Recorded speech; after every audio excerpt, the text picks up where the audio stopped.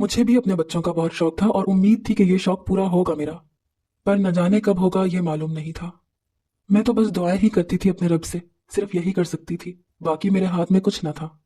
अगर इंसान का नसीब उसके हाथ से लिखना लिखा हो तो वो सारे जहान की खुशियां अपने नसीब में लिख देता, और मैं भी शायद यही करती, औलाद को अपने नसीब में लिखती।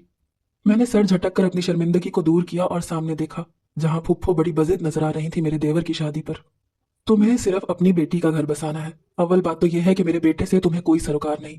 फिर भी मैं अपने बेटे पर छोड़ रही हूँ सब। अगर वो चाहे तो शादी करे तुम्हारी बेटी से, और फुप्पो की खुदगर्ज मोहब्बत को अपना ले, जो सिर्फ अपनी बेटी की वजह से लालच में उससे मोहब्बत जताती है।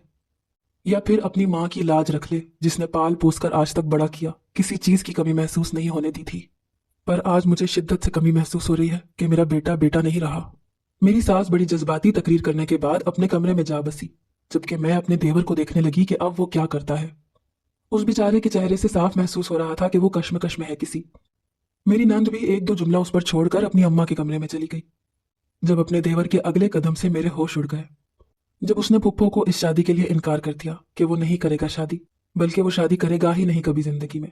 अपनी माँ का दिल वो नहीं दुखाना चाहता। फुप्पो से माफी मांगकर वो वहां से चला गया तो कुछ देर बाद फुप्पो भी तिलमिलाती हुई वहां से निकल गई।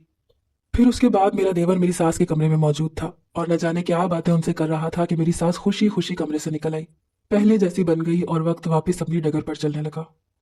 मैंने बहुत बार चाहा अपने देवर से बात करूं इस बारे में, पूछूं कि असल वजह क्या है, पर उसका अंदाज मेरे साथ खुश इखलाक सही लेकिन लिया दिया सा था। वो ज्यादा बात नहीं करता था मुझसे, बल्कि वो किसी से भी घर में ज्यादा बात नहीं करता था। मेरे शौहर से भी खाने के वक्त टेबल पर उसकी मुलाकात हो जाती तो दो खैरियत के मुकालमे उनके बीच होते, फिर वापस से लाताल्लुक बन जाते।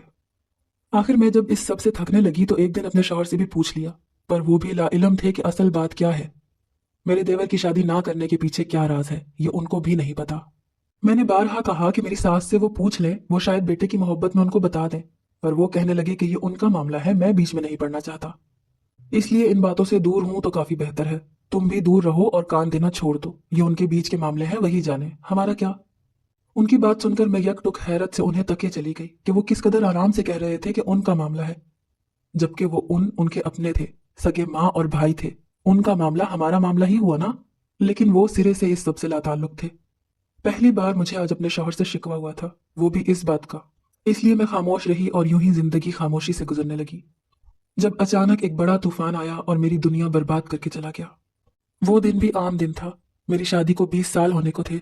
मेरा शौहर ऑफिस जाने के लिए तैयार हो रहा था। वो उजलत में था कि मीटिंग है, एक इम्पोर्टेंट है।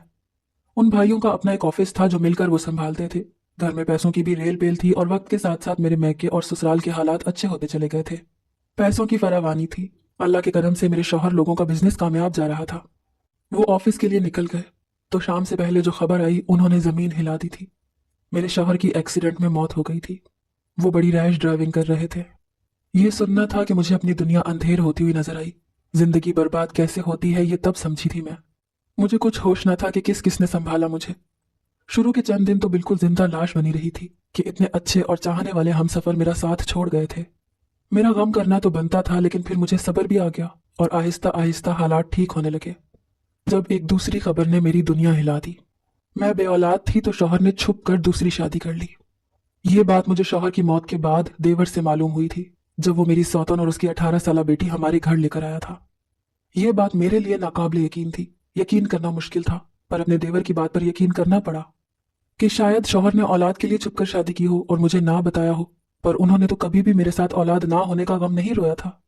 यही बात मुझे समझ नहीं आ रही थी कि जो देवर कह रहा है वो सच मानकर उस पर यकीन कर लूं या मैं अपने शौहर की मोहब्बत पर अंधा यकीन करूं। बहरहाल जब मेरा देवर मेरे शौहर की बीवी और बेटी को लेकर आया था तो उनको धुतकारना भी मेरे बस में न था। दिल पर जबर कर लिया था मैंने। यूं वो दोनों मेरे ही घर में रहने लगी। मैं कम ही उनसे बात करती या घुलती मिलती, पर मेरी सास उनका बहुत ख्याल रखती थी। वो मान गई थी कि मेरे शौहर की बीवी और बेटी ही है। क्योंकि वक्त के साथ साथ औलाद ना होने का गम मेरी सास को मेरे खिलाफ कर गया। वो जो नरमी और मोहब्बत से बात करती थी मुझसे, वो नरमी कहीं खो गई और उनका रवैया सख्त और तल्ख हो गया। हर बात में औलाद ना होने का ताना देना वो लाजिम समझती थी, जैसे कि शायद इस ताने से तंग आकर औलाद पैदा कर लूं, ये इख्तियार मेरे हाथ में हो। पर कुछ भी तो नहीं था मेरे इख्तियार में। ये सारे इख्तियारात उस रब को है जिसने हमें बनाया है। वो जिसे चाहे औलाद दे, जिसे चाहे ना दे। वही गमी खुशी देने वाला है, इज्जत जिल्लत बख्शने वाला है। फिर हम कैसे किसी इंसान में कोई कमी मौजूद होने के बाद उसका ताना देते हैं उसको? ये कोई समझ नहीं सकता था। शायद कोई समझ जाता तो आज दुनिया के आधे से ज्यादा मसाइल हल हो जाते। मैं भले चाहे अपने शौहर की बीवी और बेटी से बात ना करूं, पर मैं देख रही थी और महसूस कर रही थी कि जब भी देवर घर आता तो सौतन और उसकी बेटी सहम जाते। उनका रंग पीला पड़ जाता। जाने क्यों ऐसा था? ये मैंने पहले पहल देखा तो वहम समझकर झुठला दिया, पर हर बार मैंने ऐसा महसूस किया था। अब तो मेरा देवर भी ज्यादा घर में रहता था और रोज मामूल के हिसाब से वो ऑफिस जाता और शाम को घर आता। इस मस्बत तब्दीली पर मैं हैरान थी। कुछ खटक रहा था मुझे।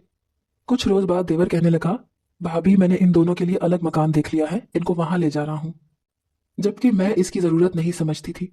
मुझे लग रहा था ऐसा है तो ऐसा ही चलता रहे, वो रही पड़ी हो हमारे घर। लेकिन देवर बजिद रहा, मेरे समझाने के बावजूद। और तो और मेरी सास ने भी उसको मना किया, पर वो सर्द महरी से उनकी भी बात टाल गया कि वो उनको अलग घर में रखेगा बस। फिर मुझे शक हुआ तो मैं उनका पीछा करने लगी और असल बात की खोज में चली गई।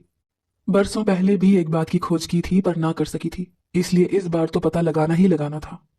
जब भी वो जिस घर में गए थे उस घर का पता भी नोट कर लिया था मैंने। कुछ दिन तो इंतजार करने लगी ताकि मेरे देवर का ध्यान हट जाए हमसे। जाने क्यों मुझे लगता था जैसे वो चौकन्ना हो गया था, उसे मालूम हो गया था कि मैं उसका पीछा कर रही थी। इसलिए कुछ दिन अपने घर में नॉर्मल रवैया रखा मैंने। जब मेरे देवर का ध्यान मुझ पर से हटा तो अपनी सौतन के घर जाने का मंसूबा बना लिया। और हैरत की इंतहा तब न रही जब मेरी सास ने इस बात में मेरा साथ दिया और मेरे साथ ही चलती बनी कि साथ में चलकर वहां देखते हैं असल बात क्या है। मुझे भी शक हो रहा है अपने बेटे पर कि कुछ तो गड़बड़ है जो उसने हमसे छुपाए रखी है। अपनी सास के साथ से मुझे कुछ हिम्मत मिली और उनको लिए सौतन के घर की तरफ निकल गई। मुझे मालूम था इस वक्त मेरा देवर ऑफिस में होता था, तभी इस वक्त का इंतखाब किया था। जब सौतन के घर पहुंचे तो बड़ी हिम्मत करके दरवाजे को खोला जो पहले से ही खुला हुआ था। अंदर जाकर देखा तो मेरी सौतन की बेटी सफाई कर रही थी। जब उसकी नजर हम पर पड़ी तो वो घबरा गई और अपनी माँ को इस घबराहट में आवाजें देने लगी। तब रूह फना हो गई जब देखा तो एक ही कमरे से मेरी सौतन और देवर निकल आए थे और उनको देखकर लग रहा था जैसे वो नींद से उठे हों। हमें वहां देखकर हैरान तो वो भी हो गए थे। जब मेरी सास ने मेरे देवर से पूछा कि ये सब क्या है, तुम यहाँ क्या कर रहे हो। उनकी बात पर मेरे देवर ने हमें देखा और फिर जो बात कही वो सुनकर तो हम हैरान रह गए कि वो जो मेरी सौतन थी बकौल मेरे देवर के कि उसने ही कहा था कि वो मेरे शौहर की बीवी है, पर असल में तो वो उसकी बीवी थी और वो 18 साल लड़की उसकी बेटी थी। उसने झूठ बोला था हमसे कि वो मेरे शौहर की बेटी है, पर यहाँ बात ये थी कि उसने झूठ बोला क्यों था। जब ये सवाल उसके सामने रखा गया तो वो कई देर तक खामोशी से मेरी सास की तरफ देखता रहा और फिर मुझ पर जो इंकशाफ खुला वो मुझे दंग कर गया। मेरा देवर कहने लगा कि ये आपकी सास मेरी सगी माँ नहीं है। मेरे बाप ने दूसरी शादी की थी इनसे, तब जब मेरी माँ मर गई थी। ये सब मेरे बहन भाई सौतेले हैं। उस वक्त अम्मा भी बेवा थी और पहले से ही उनके बच्चे थे। बाबा से शादी के बाद ये हमारे घर आ गई। ये हमेशा अपने बच्चों से मुझे अलग रखती और फर्क करती, उनसे ज्यादा मोहब्बत करती, मुझसे नहीं। जब मेरे बाबा ने ये सब देखा तो उन्होंने अपनी सारी प्रॉपर्टी मेरे नाम कर दी, जिस वजह से मुझे अम्मा से नाम नेहात मोहब्बत मिलने लगी। ये सब मेरी प्रॉपर्टी के लालच में मुझसे मोहब्बत जताने लगे। फिर इन्होंने प्लान बनाया कि मैं शादी करूंगा तो मेरी प्रॉपर्टी मेरे बच्चों और बीवी के नाम हो जाएगी। इनका हक और इनके बच्चों का हक उस पर नहीं रहेगा। बस इसलिए इन्होंने नाटक खेला मेरी शादी ना कराने का, कि अगर मैंने शादी की तो वो दिल के दौरे से मर जाएंगी। बकौल इनके एक फकीर ने बताया था मुझे, जो बाद में मुझे मालूम हुआ कि ये झूठ है।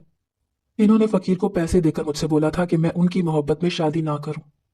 मैंने ऐसा ही जाहिर किया, पर मैंने अपनी पसंद से बाहर शादी कर रखी थी जिसका इल्म किसी को नहीं था। और बज़ाहिर अम्मा की बात मानता रहा, वो इसलिए कि इन्होंने प्रॉपर्टी के कागजात अपने पास छुपा लिए थे। इसलिए अगर मैं इनके कहे के मुताबिक ना चला और इनका प्लान फेल हो जाता तो वो नकली कागज बनाकर सारी प्रॉपर्टी अपने नाम कर लेती, जिसके लिए इन्होंने अपने हकीकी बच्चों को भी बुला दिया था। बस मैं भी इनके ड्रामे में जानबूझकर फंसता चला गया और भाई के मरने के बाद झूठ बोलकर अपने बीवी बच्चों को वहां ले आया ताकि अपनी अम्मा से वो कागज हासिल कर लूं जो कुछ दिनों में आखिरकार कर लिए थे। जानबूझकर अपनी बीवी और बेटी से बोला कि मुझसे डरने की वहां एक्टिंग करना ताकि किसी को शक ना हो कि मैंने झूठ बोला है। इसीलिए इन पर मसनूई गुस्सा करता रहता था हर वक्त, ताकि आप लोग समझें कि मैं अपने भाई के इस कदम पर खुश नहीं और फिर आप लोग इन पर ज्यादा से ज्यादा भरोसा करने लग जाएं। वैसा ही हुआ। मेरी बेटी पर अम्मा भरोसा करने लगी और वो अक्सर इनके कमरे में मौजूद पाई जाती। इस चीज का फायदा उठाकर इसने कागज वहां से निकाल लिए और मैं वापस इनको अपने घर में ले आया। बस कुछ दिन बाद ये सब मेरे कंट्रोल में होगा और वो घर भी मेरे नाम होने वाला है। सो आप लोग वहां रह सकती हो, पर मुझसे किसी किस्म का कोई वास्ता नहीं। मैं जब चाहूंगा अपने उस घर को बेच सकता हूँ, पर मैं वो आप लोगों को रहने के लिए दे रहा हूँ। क्योंकि कुछ भी हो, इस बिजनेस को बढ़ाने में मेरे सौतेले भाई ने मेहनत की है तो उनका हिस्सा बनता है इसमें, जो आप सब लोगों को मिलेगा, पर मुझसे किसी का कोई वास्ता नहीं रहेगा। अपने देवर की बात पर मैं हैरान खड़ी थी जब सास की आंखों में आंसू देखे। वो रो रो कर देवर से माफी मांगने लगी कि वो अपने बेटे की मौत के बाद बदल गई है। अपने किए की माफी मांगकर वो मेरे साथ वापस अपने घर लौट आई। अब न जाने मेरे देवर ने उनको सच में माफ किया था या बस जुबान से कह दिया था, मालूम नहीं। पर वो सौतेला था ये बात पूरे घर को मालूम थी पहले से ही, सिवाय मेरे। पर जैसा भी था, मेरी सास ने भी उसके साथ गलत किया था, जिसकी सजा उनको अपने बेटे की सूरत में मिल चुकी थी।